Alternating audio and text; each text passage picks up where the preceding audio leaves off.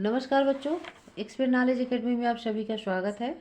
मैं आपकी संस्कृत शिक्षिका संध्या पांडे आप सभी बच्चों का स्वागत करती हूँ। आज की वीडियो में पढ़ेंगे बच्चों हम सुरभि कक्षा 8 पंचमा पाठ अहम ओरछा अस्मिका दूसरा और अंतिम भाग। तो चलिए स्टार्ट करते हैं। इसका अगला पैराग्राफ क्या लिखा हुआ है। मम दुर्गम अपि सुदृढ़म कलात्मकम चा अस्ति। मम दुर्गम यानी कि मेरे किले में, मेरा किला भी कैसा है। मम दुर्गम मेरा किला, अप यानी भी, सुदृढ़म यानी होता है मजबूत, कलात्मकम यानी होता है कलात्मक, चा यानी और, अस्ति यानी है। मेरा दुर्ग यानी मेरा किला भी कैसा है, मजबूत और कलात्मक है। ठीक, देखिए आगे इसकी विशेषता के बारे में बताया जा रहा है। देखिए क्या लगा, दरबार भवनम शीश भवनम च दुर्गस्य वैशिष्ट्यम अस्ति। दरबार भवन, देखिए यहाँ पे चा, शीश भवनम चा का अर्थ होता है और, दरबार भवन और शीश भवन इस किले की क्या है, विशेषता है। वैशिष्ट्यम यानी विशेषता, अस्ति यानी है, किले की विशेषता है। दुर्गस्य में कौन सी विभक्ति होगी, षष्ठी विभक्ति है। ठीक है। सर्वेषु भवनेषु स्थापत्य कलायाः सुंदराणि चित्राणि मानंसि रंजयति। रंजयति यानी होता है प्रसन्न करते हैं, मानंस यानी होता है मनो को, चित्राणि यानी होता है चित्र, सुंदराणि यानी सुंदर। सर्वेषु, सर्वेषु यानी होता है सभी, भवनेषु यानी होता है भवनों में, सभी भवनों में। स्थापत्य कला के, इसमें जो है षष्ठी विभक्ति का प्रयोग किया गया है। ठीक है ना। और इसमें सप्तमी विभक्ति का प्रयोग किया, ये सप्तमी विभक्ति वाले शब्द है। ठीक है ना। सर्वेषु भवनेषु स्थापत्य कलाया सुंदराणि चित्राणि मानंस रंजयति। सभी भवनों में स्थापत्य कला के सुंदर चित्र मनों को क्या करते हैं, प्रसन्न करते हैं। रंजयत यानी प्रसन्न करते हैं। भवानाम यानी भवनों की, गवाक्षेषु यानी खिड़कियों में भी, गवाक्षेषु में भी कौन सी विभक्ति है बच्चों, सप्तमी विभक्ति है। इसमें षष्ठी विभक्ति बहुवचन है। भवानाम गवाक्षेषु अपि प्रस्तर पट्टिकासु सूक्ष्म शिल्प कार्यम विद्यते। क्या कह रहा है कि भवनों की खिड़कियों में भी, प्रस्तर यानी होता है पत्थर की, और पट्टिकाम यानी होता है पट्टियों में, पत्थर की पट्टियों में सूक्ष्म शिल्प कार्य है। विद्यते यानी है क्या, भवनों की खिड़कियों में भी पत्थर की पट्टियों में, पत्थर की पट्टियों में शिल्प कार्य है, यानी कि उसमें भी डिजाइन किया गया है। भित्तिकाशु अपि मनोहराणि चित्राणि वर्तन्ति। भित्तिकाशु यानी होता है दीवारों में, इसमें सप्तमी विभक्ति का प्रयोग किया गया है। दीवारों में पर भी जो है मनोहराणि, अप यानी होता है भी, इसका अर्थ क्या होता है, अपि का अर्थ होता है भी। भित्तिकाशु दीवारों में भी, मनोहराणि यानी होता है मनोहर, चित्राणि यानी चित्र, वर्तन्ते यानी है, दीवारों पर भी मनोहर चित्र हैं। दुर्गस्य अधः तले काव्य कला विदग्धायाः नर्तक्याः राय प्रवीणायाः आकर्षकम भवनमपि स्थितम। दुर्गस्य अधः, दुर्गस्य यानी होता है दुर्ग के यानी किले के, अधः तल यानी होता है नीचे, अधः तल यानी क्या होता है, नीचे। काव्य कला विदग्धाया यानी काव्य कला में, विदग्धा यानी होता है चतुर, निपुण। ठीक है ना। काव्य कला में चतुर, नर्तकी राय प्रवीणा की, राय प्रवीणा का आकर्षक भवन भी स्थित है।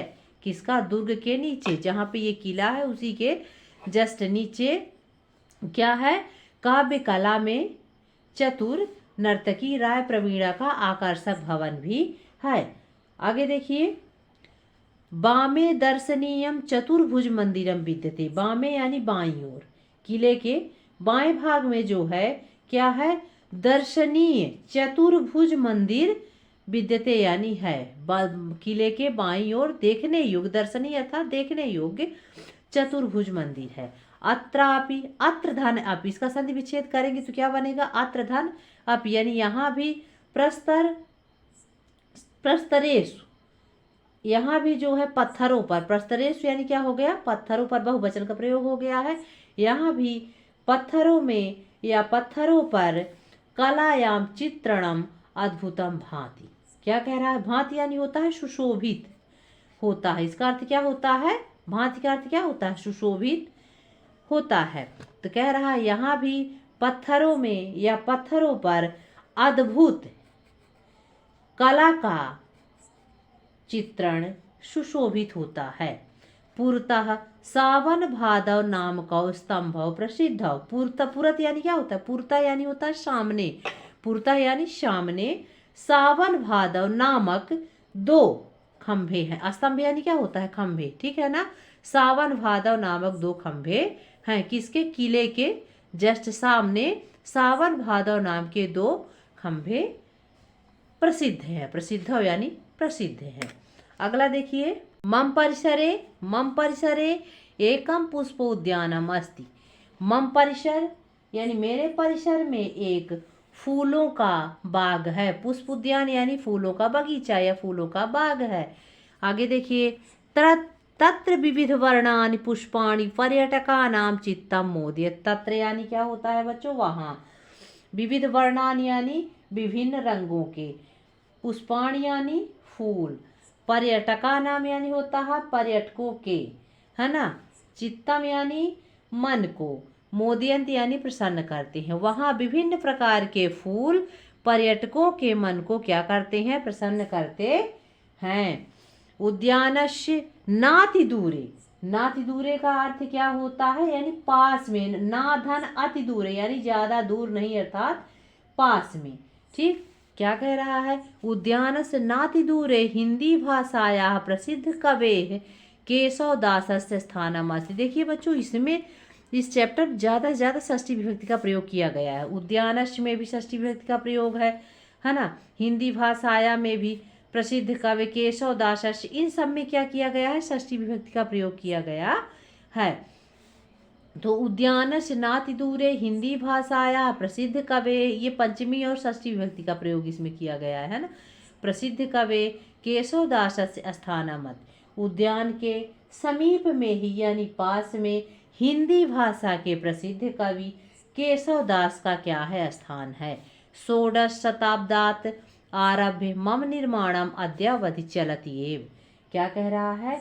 कि 16वीं शताब्दी से लेकर, क्या 16 शताब्दात यानी 16वीं शताब्दी से, आरभ यानी होता है लेकर, 16वीं शताब्दी से लेकर, मम यानी मेरा, निर्माणम यानी निर्माण, अद्यावधि, अद्य धन अवधि, अद्य यानी आज, और अवधि यानी होता समय, आज के समय तक जो है चलत, ये मतलब चल रहा है। क्या कह रहा है? ओरछा नगर अपना परिचय देते हुए कहता है कि 16वीं शताब्दी से लेकर मेरा निर्माण का आज भी चल ही रहा है। परम सर्वाधिकम निर्माण कार्यम महाराज वीर सिंह प्रथम शासने अभवत। परंतु इन सब से ज्यादा किसके शासनकाल में निर्माण कार्य हुआ था मेरा? परम सर्वाधिक निर्माण, परंतु जो है सबसे अधिक निर्माण का कार्य जो है, निर्माण कार्य महाराज वीर सिंह प्रथम के शासनकाल में हुआ। अभवत यानी हुआ। मम इतिहासः रोचकः कुतूहलपूर्णः च अस्ति। जो मेरा इतिहास है, क्या कह रहा है? कि मेरा इतिहास रोचक और कैसा है? कौतूहल पूर्ण है। मध्यकाले मम विशिष्टम स्थानम महत्वम च आसीत्। मध्यकाले यानी मध्यकाल में मेरा जो है विशेष स्थान और महत्व था। आसीत यानी था, ये लंग लकार में है। अभवत, कहाँ गया अभवत? ये देखिए, अभवत और आसीत ये दोनों, अभवत अभवताम अभवन, आसीत अस्ताम आसन, ठीक है ना। ये हुआ के अर्थ में इसका प्रयोग होता है, था थी थे के अर्थ में इसका प्रयोग होता है। आसीत यानी था, अस्ता आसीत अस्ताम आसन, है ना। एक वचन, द्विवचन और बहुवचन। अधुना अपि राम राजा तथैव विराजते। अधुना अपि, अधुना अपि यानी अधुना धन अपि यानी अब भी लोग क्या करते?